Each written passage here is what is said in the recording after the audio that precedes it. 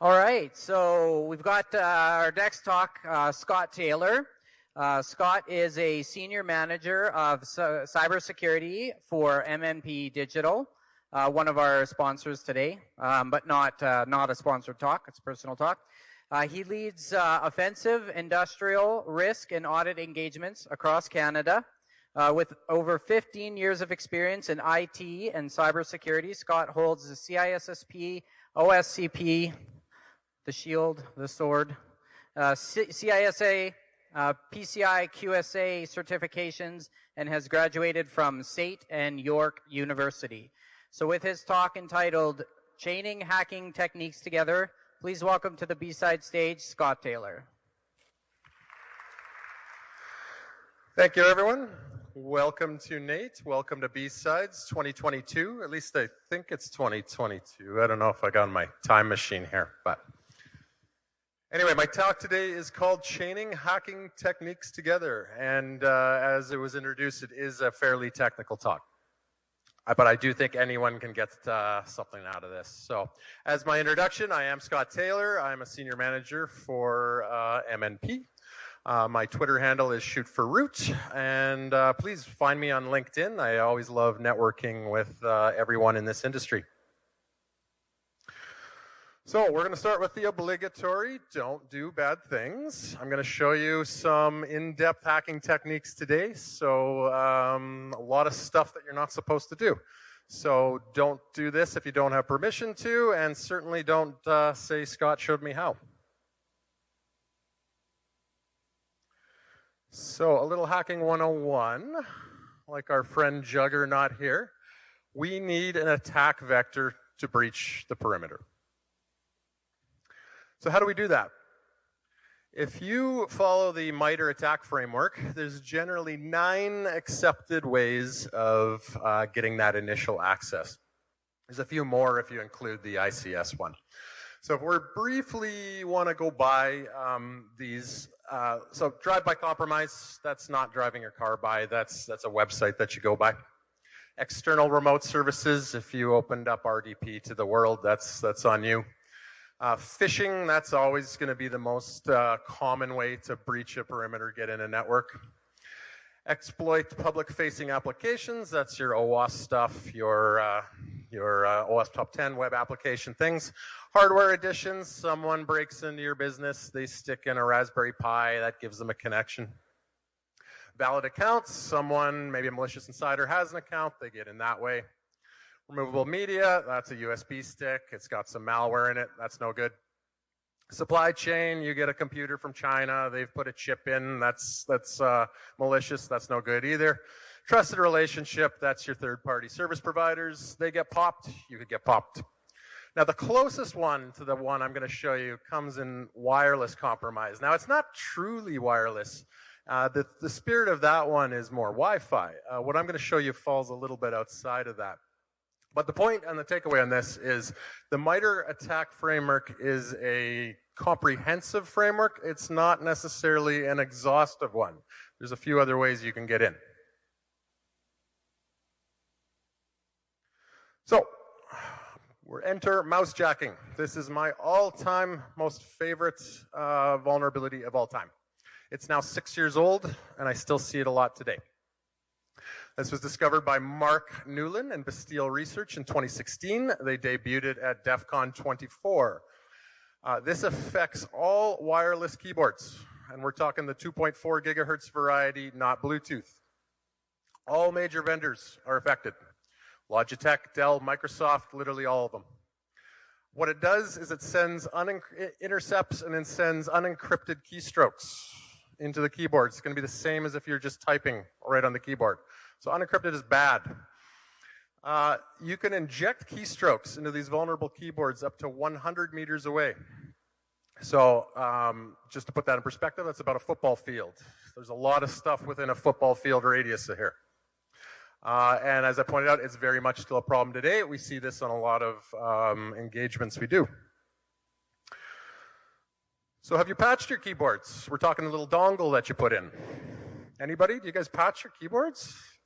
No, of course you don't. No one ever thinks to do that. So what do we need to do this attack? This is called a Crazy Radio PA dongle. You get it for $50. That's it. Little guy you plug in. You can run some tools with it. Do your attack. So demo visual 1 of what I'm going to show you. That little box on the left is me, shoot for root. And I'm at my bus stop outside my house.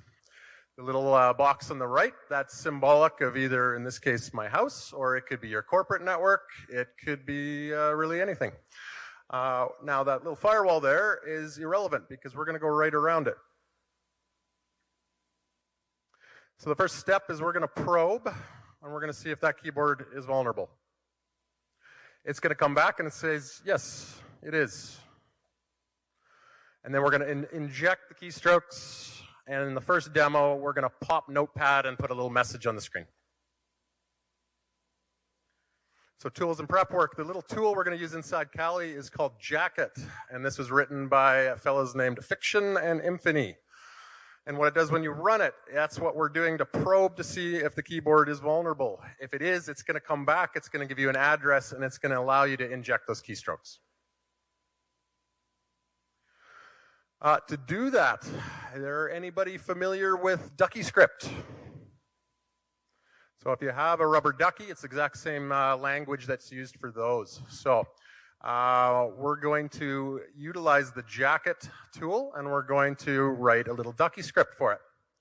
Now, if you see here, it says GUI R. That's the same as if you hit Windows key R, which is going to give you the little run dialog box, right? I put a little delay in there because you don't want everything to happen at once. You want to sequentially pause things a little bit. We're going to open the run box, and then we're going to do stuff. String Notepad. I'm going to open Notepad.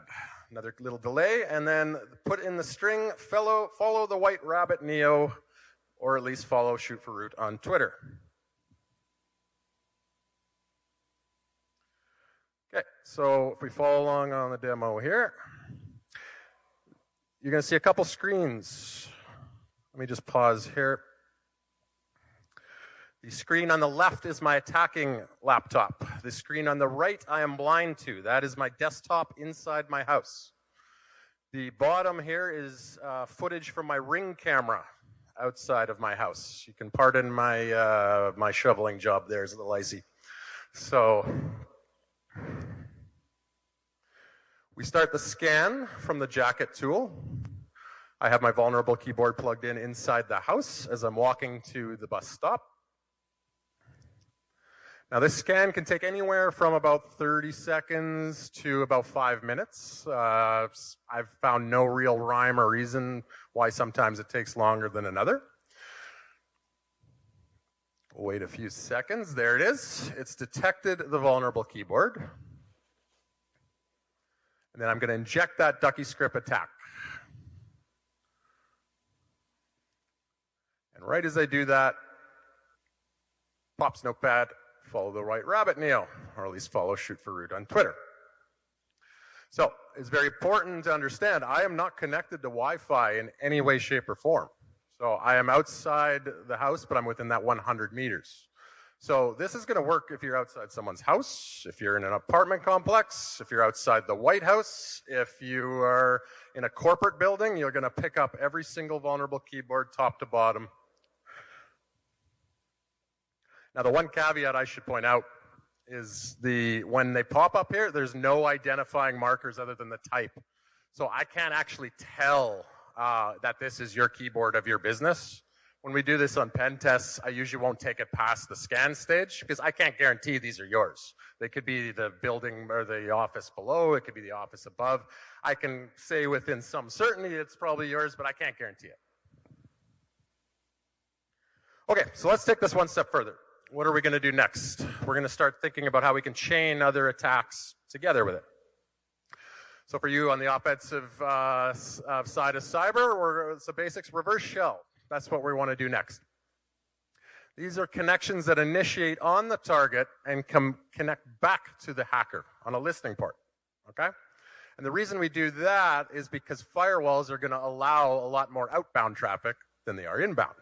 If you come outbound on port 80 or 443, it's going to look just like web traffic. If there's any kind of egress filtering, you'll usually get by that. Weaponization. So if you think about the kill chain, one of the stages is weaponization. And what this means is you're going to be creating some malicious payload and you're going to be tweaking it to fit your purpose. So in this case, I've showed you something really old from about 6 years ago. I'm going to show you something really new, and this is called Hoax Shell. And this just came out a few months ago, if any of you have been following this. So this was created by a fellow named, and I apologize, I can't pronounce either of his handle or his real name, but Telemachus, I think, and Panagoitis Chartis is his real name. Anyway, brilliant tool he wrote here. This is really fancy. It's a heavily obfuscated payload, and it both creates the listener and the payload all in one little platform. Now, when he first put this out, this initially bypassed Windows Defender and most EDR products, okay? Which is pretty impressive. And that's the GitHub repo right there for it. So let's talk a little bit about the obfuscation cat and mouse game. And I'll start by telling a little story. So when this hoax shell came out, fully undetected by almost all EDR products, that doesn't usually last long. Usually the products catch wind to it and they figure it out, and then they'll update their definitions, and then you're gonna get blocked from there. So when that first came out, it bypassed everything. And then if you guys know John Hammond, he put out a YouTube video and he showed off Hoax Shell, and within days of that, Microsoft updated their definitions. Now, this is great if you're defending your network. This is not so great if you're trying to make a talk and write about it, and then now they've blocked it. So we have to put a little bit further obfuscation in here. So if you're trying to run a malicious payload in the anti-malware scanning engine in PowerShell, you might get an error message like that, and that is what you will get here. Dikembe Mutombo does not like it. So when I was playing around with this, I actually decided to message the creator of the tool on Twitter. And he's a nice guy, and he decided to work with me on the obfuscation techniques to get this by. So I said it was caught. He said, yeah, well, all you have to do is just replace the invoke web request with IWR. Now, for those of you who understand PowerShell, this is really interesting because invoke web request and IWR do the exact same thing. It's just the shorthand version from it. So if anyone can explain to me why that bypasses stuff, that's interesting to me. Okay, so I will run this demo on the obfuscation here.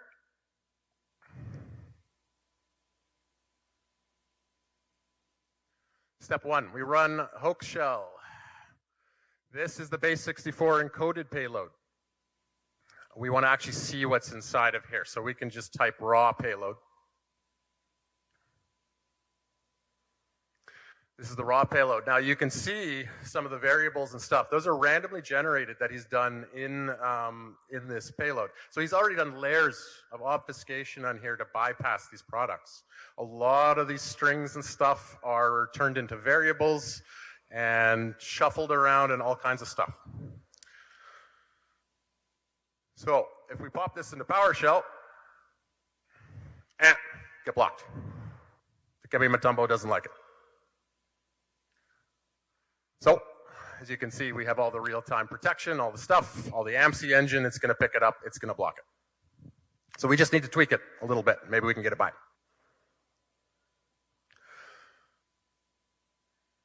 Now, a few things you can do. Let's start with removing the invoke web requests, and we're just going to put IWRs. Now, when I first did this and he told me to do that, it worked. It worked beautifully. So it probably was a few weeks later that didn't end up working. So again, that cat and mouse game, back and forth, back and forth.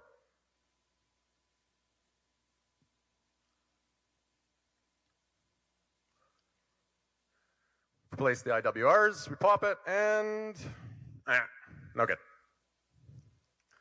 Okay, so we know we need to do a little bit more. A few other little tricks you can do. You can put stuff like plus symbols in with little single quotations there. You can litter the whole thing with that, and often that will end up fooling a lot of the EDR and antivirus stuff. You can even put stuff like single quotes multiple times throughout other functions, and it's still going to work the same, and that sometimes fools it as well. So let's try that. We pop it in, and no good. So one more trick we did, and I was talking to the creator of the tool, and he discovered that all we had to do in this particular one is check that invoke expression variable. And I put 2 single quotes in between the I, the E, and the X. That's it. Let's take that, fire it through. Oh, look what we got here. Shell came through. It's an interactive shell. We can now run commands on the computer.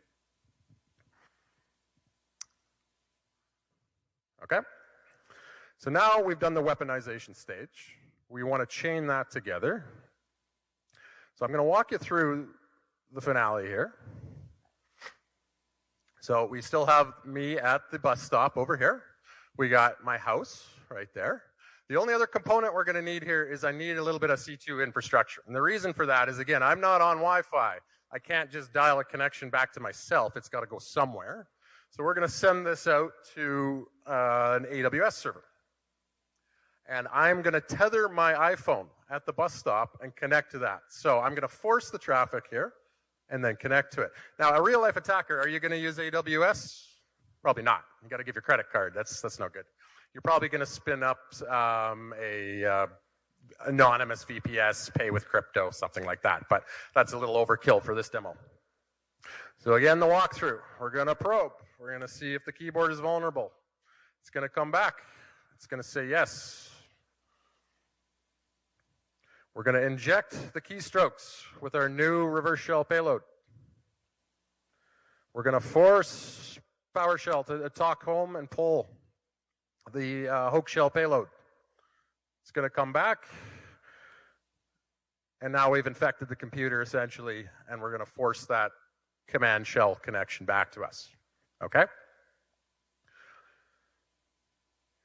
This was just a little bit prep work. This is my AWS instance that I spun up. You're going to have to do a few little firewall tweaks on there. Remember, you got to connect to this through SSH, and you got to set up the ports so the listener can catch the shell. If you remember our Ducky script here, before we were popping Notepad, now we're going to pop PowerShell instead. And that string is that big, long, raw payload that we discovered in hoax shell. Okay, now just to make this extra fun, in reality, this is the computer inside my house, but this will work if you're sitting outside the White House as well, or anywhere that has this vulnerability. So we have user Joe Biden here, and we have super secret government files sitting on the desktop, and the nuclear codes are 1, 2, 3, 4. Let's see if we can grab those.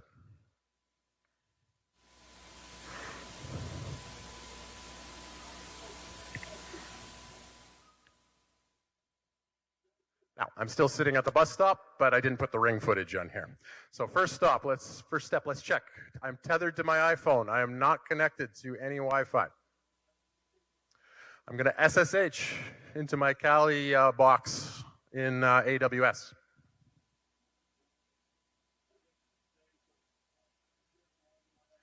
I am going to generate a new hoax shell.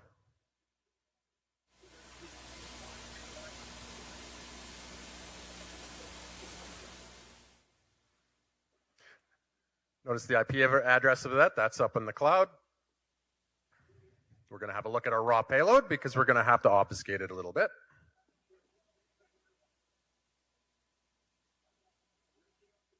We know all we need to do is really tweak that invoke expression.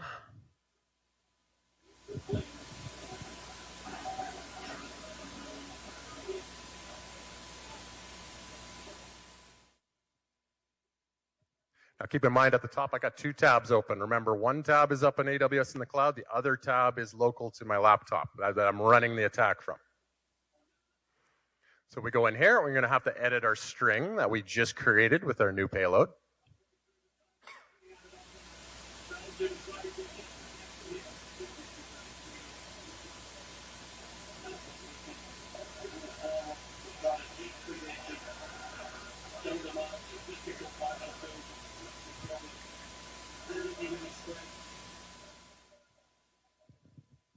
We are going to run jacket.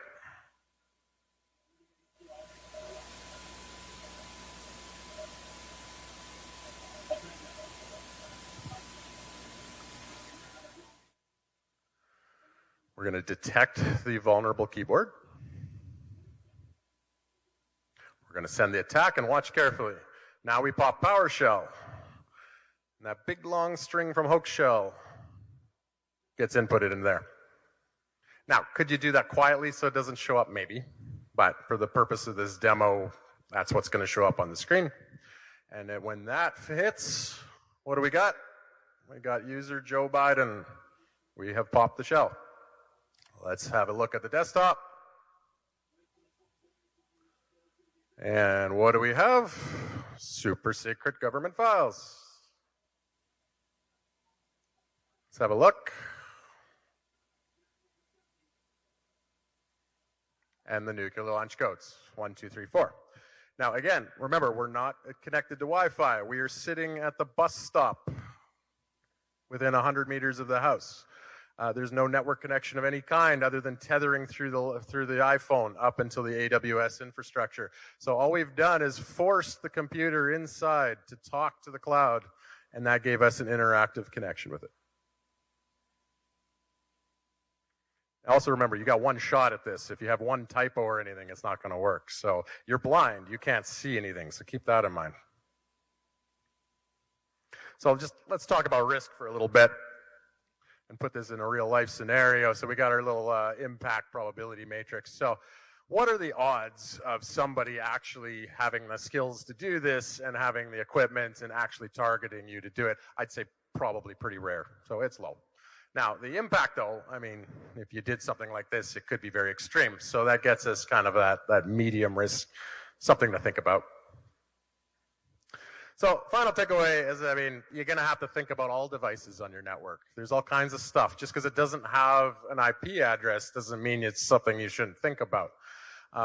People who have very good patch management programs. You have an asset inventory. What all do you put in the asset inventory? Usually things with IP addresses. So if you're patching all of that, it doesn't mean there's other devices laying around that aren't. Now, you might think, well, okay, whatever, just go patch all the keyboards. Well, it's not all that simple. If you have an organization and you got 2,000 keyboards laying around, are you going to go one by one and just do them all? Or even if you replace them all, there's a cost associated with that. So it's not something organizations or people really think about. It kind of just flies under the radar. But anyway, I thought I'd take something old, something new, and PowerShell is blue, I guess. So thanks, guys, for my talk. I guess we'll see if there's any questions. Thanks, Scott. Round of applause, please.